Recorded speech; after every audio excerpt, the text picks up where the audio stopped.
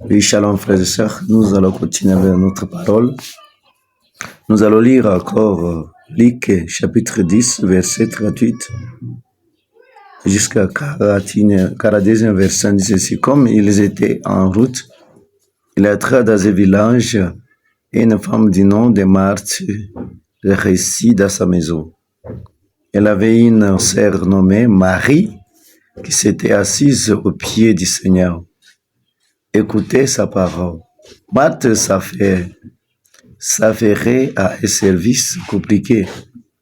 Il servait et dit: Seigneur, cela n'était fait rien que ma sœur m'ait laissé en seule à faire le service. Dis-lui donc de m'aider. Le Seigneur lui répondit: Marthe, Marthe, tu t'inquiètes et t'agites pour bien des choses. Une seule nécessaire, c'est bien Marie qui a choisi la meilleure part. Elle ne lui sera pas enlevée. Mes frères et sœurs, ainsi par le Seigneur notre Dieu, nous disons merci parce qu'on se trouve encore à vie, c'est la puissance, c'est l'amour de Dieu. Nous venons d'écouter la parole d'aujourd'hui. Ici, vous allez trouver dans ce thème, c'est la vue de deux personnes, Marthe et Marie. Alors, nous trouvons aussi Jésus-Christ. Qu'est-ce qui est très important? Nous allons parler de deux personnes là, dans la parole d'aujourd'hui. Ici, nous trouvons Marthe et Marie. Marthe, elle a accueilli Jésus chez elle à la maison. Alors, elle s'est mise pour accueillir Jésus-Christ. Elle n'avait pas tort, elle a bien fait. Mais ce qui était important, elle ne connaissait pas.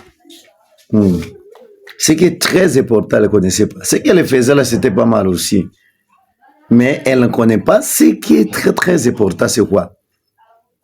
Alors Marie a choisi la part de Marie, une part de Marie, c'est vraiment très très importante.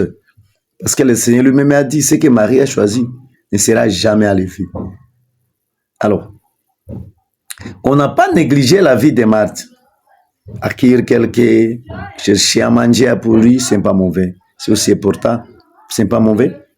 Mais nous devons connaître ce qui est très très important, c'est quoi? C'est très important la vie. Est-ce que c'est d'accueillir les gens ou bien c'est l'adoration? Parce que si nous voyons ici la vie de Marie, Marie, elle s'est mise à écouter Jésus. Elle s'est mise à adorer Jésus-Christ. C'est-à-dire l'adoration a une place capitale dans la vie de tout le monde. Nous devons connaître ça, l'adoration. Lorsqu'on se met à adorer Jésus-Christ, Jésus se sent à l'aise. Écouter et adorer Jésus. C'est ce que Marie a choisi. Ouais. Le Seigneur a dit clairement, ce que Marie a choisi ne sera jamais enlevé. Sera jamais enlevé. Pourquoi sera jamais enlevé? Parce que la vue de l'adoration doit continuer jusqu'au ciel. Alléluia. Mes frères et sœurs, écoutez ça bien. La vie de l'adoration continuera jusqu'au ciel. Si quelqu'un a choisi d'adorer Dieu, d'adorer le Père, comme Jésus nous dit, même vous allez trouver en Jean chapitre 4, verset 23, verset, l'air vient, l'air de venir. Les vrais adorateurs adorent le Père en esprit et en vérité. C'est ça les adorateurs que le Père cherche. Nous sommes pour l'adoration. Jésus nous a rachetés de toute malédiction, de tous les maux, afin que moi et toi, nous puissions devenir des adorateurs. Si on dit les adorateurs, la vie d'un adorateur, c'est la vie de cet été, la vie de la prière, la vie qui pleure à tout le monde, cette vie qui tue aussi les autres vers lui. C'est ça la vie d'un adorateur. Si on dit les vrais, il y a aussi les faux. Alors les faux, si on disait pas, c'est-à-dire, il y a dit des idolâtres qui existent aussi. Alors moi et toi, nous devons choisir. Qu'est-ce que moi j'ai choisi? Est-ce que je suis parmi Marthe ou bien Marie, quel choix moi je l'ai fait? C'est très important. Les choix se diffèrent. Alors, Luc affirme ici que les femmes ont pleinement rempli la condition d'être disciples. Les deux là, ils ont rempli vraiment, ils ont rempli la condition d'être qui? Disciples. Alors, c'est ce que nous devons connaître. Alors, pour que non seulement les femmes ont la capacité de diriger, mais aussi il instruit les lecteurs et les auditeurs que le ministère et la direction des affaires ont une parité entre eux. Marthe, c'est féminin du nom, comme on dit, qui signifie madame, mademoiselle aussi. Il est possible que Marthe soit l'équivalent araignée de Myriam. C'est assise au pied, Marie par sa position rappelle que les fondements du ministère chrétien est l'écoute. Nous devons trouver le temps d'écouter Dieu. C'est très important. Écoutez, qu'est-ce que le Seigneur dit? Si nous ne venons pas à ce niveau, c'est très difficile de comprendre les messages. Est-ce que tu as le temps d'écouter Dieu? Est-ce que moi j'ai le temps d'écouter Dieu? C'est là la question se pose à tout et chacun de nous. Alors, lorsque nous écoutons Jésus, on se met à écouter Jésus, écouter la parole, ça nous fera de vrais adorateurs. Mais si on se met derrière trop de choses, je ne sais pas si on peut trouver quel temps d'écouter Dieu. Avec tout ce que nous faisons, c'est bien. Mais est-ce que tu as le temps d'écouter Jésus? Ou bien non? Si tu n'as pas le temps aujourd'hui, c'est l'appel. C'est rappel. Cet rappel, c'est pour moi et pour toi.